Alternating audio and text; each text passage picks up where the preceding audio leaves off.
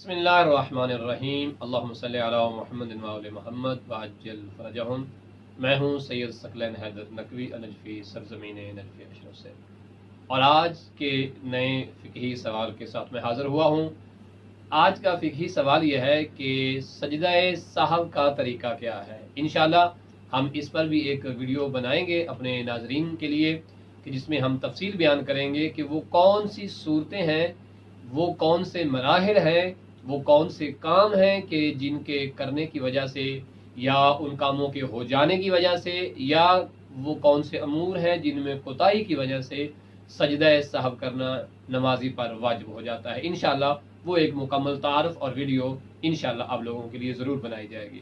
آج جس سوال کا ہم جواب دے رہے ہیں وہ ہے کہ سجدہ سہو اگر واجب ہو گیا ہے تو اسے کس طریقے سے انجام دیا جائے۔ بہت ہی آسان ہے سجدہ سہو کا طریقہ کہ سجدہ سہو آپ نے کس طرح سے انجام دینا ہے۔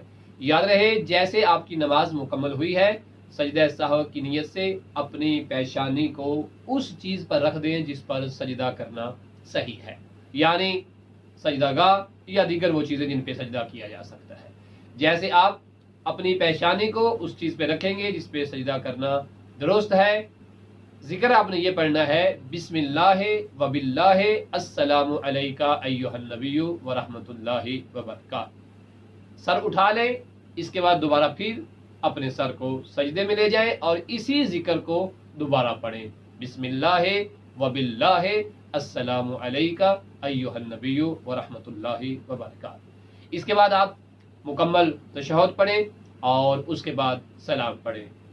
ایک سلام بھی پڑھا جا سکتا ہے، السلام علینا وعلی عباد اللہ الصالحین، لیکن بہتر یہ ہے کہ مکمل تشہد والے 3 سلام پڑھے جائیں، یعنی السلام علیکہ ایہا النبی و رحمت اللہ وبرکاتہ، السلام علینا وعلی عباد اللہ الصالحین، السلام علیکم ورحمت اللہ وبرکاتہ۔ یہ ہے آسان سا سجدہ سہو کرنے کا طریقہ۔ ہر نمازی کو آنا چاہیے، جس پر بھی نماز فرض ہے، واجب ہے، اسے سجدہ سہو کرنے کی ضرورت کہیں نہ کہیں جو ہے وہ پیش ہو جاتی ہے، اسے کہیں نہ کہیں ضرورت پڑ جاتی ہے سجدہ سہو کرنے کی، لہٰذا اسے سجدہ سہو کرنے کا طریقہ ضرور آنا چاہیے۔